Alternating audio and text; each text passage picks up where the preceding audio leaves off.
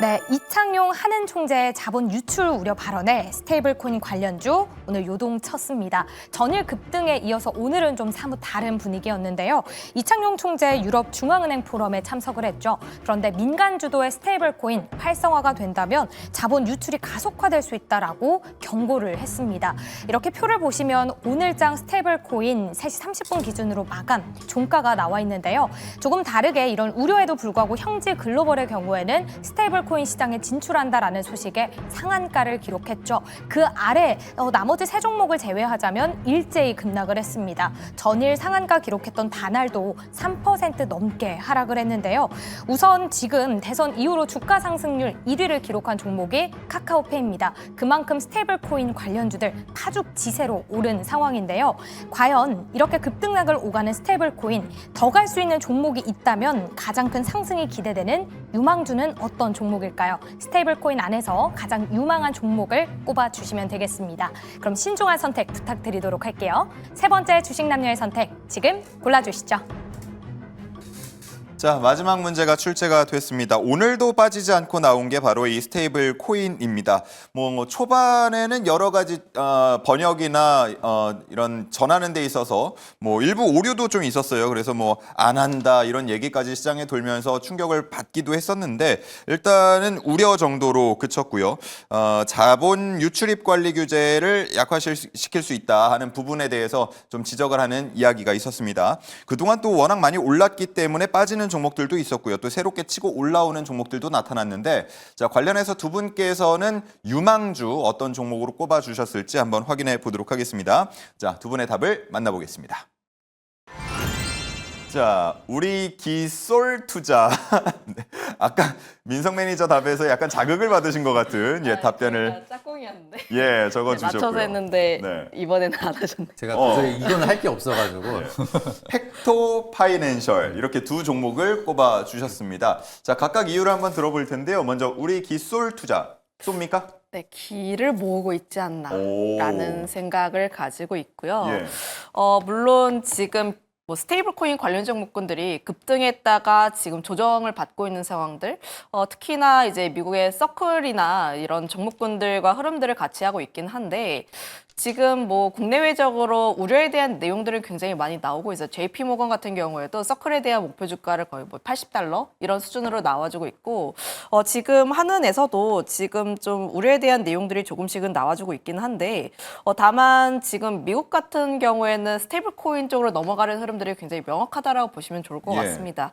특히나 그쪽에서 부채에 대한 부분들에 있어서 국채를 계속 활용을 하기 위해서는 스테이블 코인 쪽으로 넘어갈 수밖에 없는 흐름이라고 보시면 좋을 것 같고요. 결국 미국이 어느 정도 진행을 한다라고 하면은 우리나라 같은 경우에도 영향을 받을 수밖에 없는 흐름이라고 보시면 좋을 것 같아요. 특히나 우리나라 정부에서만 이야기를 하는 게 아니라 국내외적으로 굉장히 많은 기업들이 돈을 쏟아붓고 있는 상황이라 보시면 좋을 것 같아서 여전히 산업적으로 보게 되었을 때는 긍정에 대한 내용들이 좀 더 우세하지 않나라는 생각을 가지고 있습니다.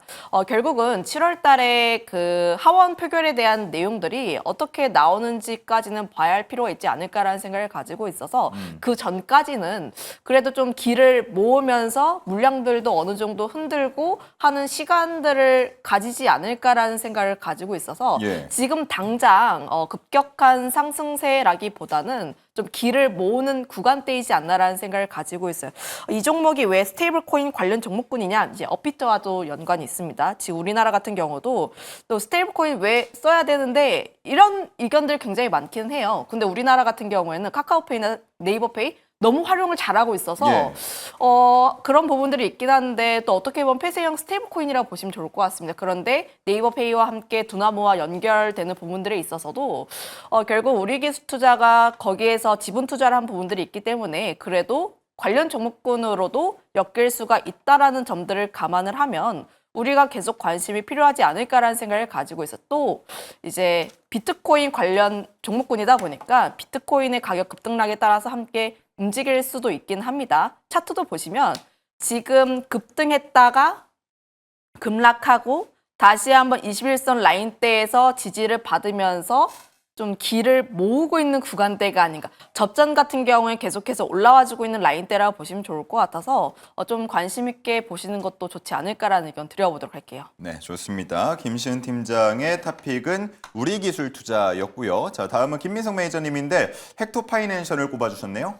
네, 아무래도 이제 해외 기반으로 스테이블 코인은 이미 좀 활성화가 되어 있기 때문에 동사 같은 경우에는 일단 가격이 많이 밀리고 있습니다. 지금 당장 우리가 접근을 한다라기보다는 조금 더 조정을 받으면서 바닥이 나왔을 때 다시 한번 우리가 재무 타점을 바라봐야 되는 종목 중에 하나가 헥토 파이낸셜이다라 보시면 좋을 것 같고요. 일단 동사 같은 경우는 이제 해외 기반 스테이블 코인에 대해서 좀 협업을 진행하려고 많이 준비를 하고 있습니다.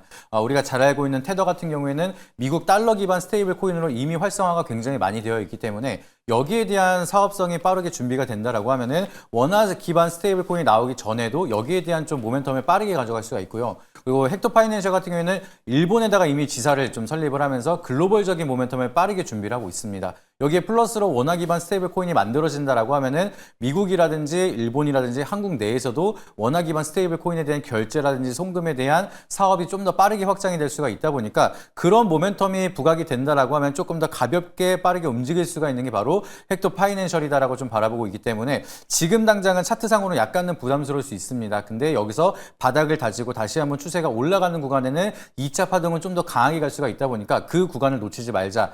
그래서 관심 있게 보셔야 된다라고 보시면 좋을 것 같습니다. 네, 좋습니다. 뭐 스테이블 코인 관련해서는 얽히는 종목들도 워낙 많고 또 등락폭도 하루 안에서도 워낙 크게 나타나다 보니까 투자는 항상 유의를 해야겠지만 두 분께서 꼽아주신 유망주들 앞으로 흐름을 좀 잘 지켜보도록 하겠고요. 자, 이렇게 말씀을 좀 나누는 사이에 현대로템은 애프터마켓에서 현재 6%대까지 상승폭을 높이고 있는 모습입니다. 앞서서 이제 김민석 매니저님의 분석은 좀 들어봤는데 김시은 팀장의 이야기를 아직 못 들어봐서 자, 현대로템 지금 6% 정도 오르고 있습니다. 오늘 정규장에 비해서 소식 전해지고 나서 5% 정도를 더 올리고 있는 모습인데 항상 뭐 세론 조심하자 이런 얘기 앞서서 김민석 매니저님도 해주셨잖아요. 지금 장 마감 때까지 한 22분 남은 상태인데 이 흐름 유지가 될까요? 뭐 지금 흐름들은 유지가 될 가능성이 높긴 한데 저도 의견들이 동일합니다. 동일한가요? 전고점을 어떻게 뚫어주는지 여부가 가장 중요하지 않을까라는 생각을 가지고 있고 항상 K2 전차 쪽에 대한 기대감이 어느 정도 주가에 반영된 부분들이 있다라는 점들 그리고 추가적인 내용들이 더 나오지 않는다라고 하면 약간의 기간 조정이 조금은 나올 수 있지 않을까라는 생각을 가지고 있어요. 가장 큰 이유가 수급적인 부분들이라고 보시면 좋을 것 같은데 사실 지금 방산 종목군들 보시면 고가 라인대에서 개인들의 수급들이 굉장히 많습니다.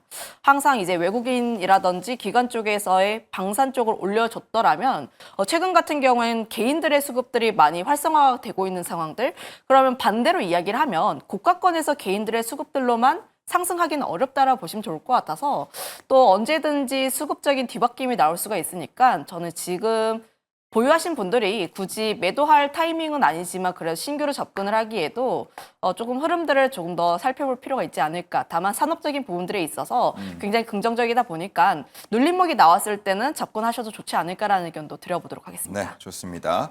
자, 6.9% 수준 정도까지 지금 고점을 높이고 있는 모습인데요. 관련해서 앞으로 이제 20분 동안 어떻게 움직일지는 애프터 성공률 콘에서 만나보시면 될 것 같고 뭐 애프터마켓에서 오른다 그래서 다음 날 정규장에서 무조건 급등하는 건 아니기 때문에 흐름은 계속 지켜봐야 할 것 같다라는 생각이 듭니다. 저희 자세한 분석은 이어지는 애프터 성공률 코너 통해서 전해드리고요. 우리 김시은 팀장님과 저는 여기서 인사드리겠습니다.